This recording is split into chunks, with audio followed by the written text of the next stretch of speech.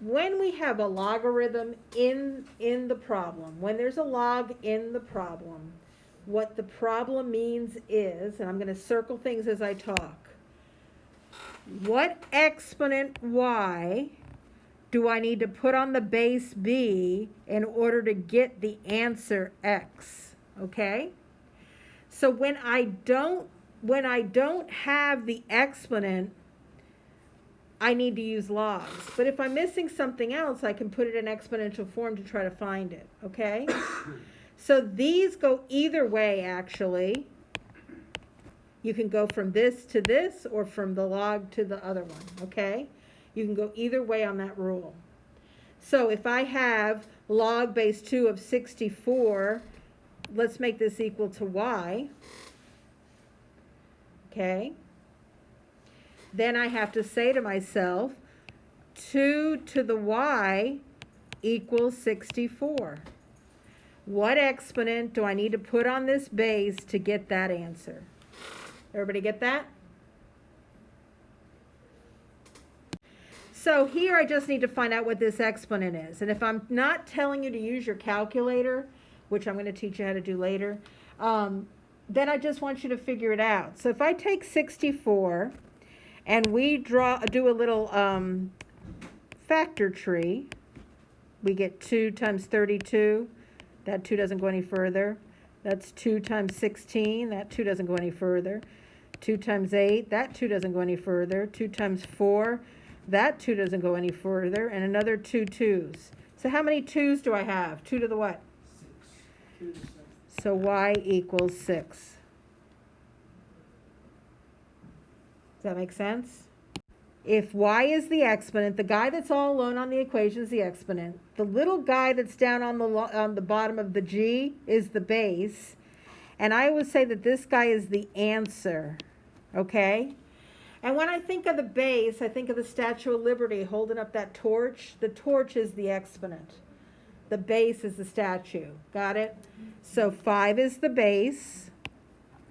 2 the y equals 25. Well, 5 to the what is 25? So y equals 2. So this next one is log base 4 of 64. Now we already did 64. We factored it down, but now we're factoring it by 4s because our base is 4. So we're going to make that equal to y. And we say 4 to the y equals 64. And you can either count up, because 64 is not that big of a number, or we can factor 64, okay? So if I factor 64 by 4s, I have 4 times 16, there's 1 4, and 4 times 4, there's 2 more. So how many 4s do I have? 3. So y equals 3. If you use your calculator, you can just do 4 times 4 is 16, and then times 4 again is 64. So you saw you use 3 4s. If we convert log base 3 of 1/9 equals y, it's 3 to the y equals 1/9. So this goes back, since you have a fraction, to what we did yesterday, where we make the bases the same to find the number. So we have 3 to the y equals 9 to the negative 1, right? Yeah. So 3 to the y equals 3 to the 2 times negative 1. And what's 2 times negative 1?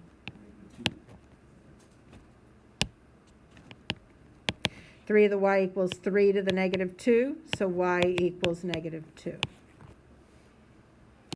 What's the first step? Who's the base? Who's the exponent? Nope. Who's the exponent? The guy that's all by himself is the exponent, okay? Equals 1 over 25. We can turn 25 into 5 squared. So 5 to the y equals 1 over 5 squared.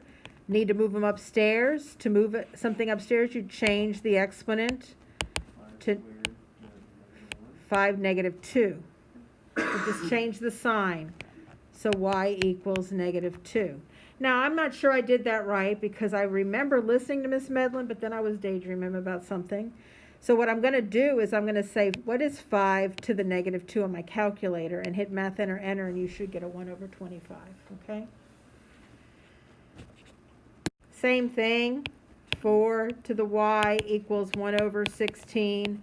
16 converts to 4 squared, so 4 to the y equals 1 over 4 squared. But I need to move them upstairs, so 4 to the y equals 4 to the negative 2, so y equals negative 2.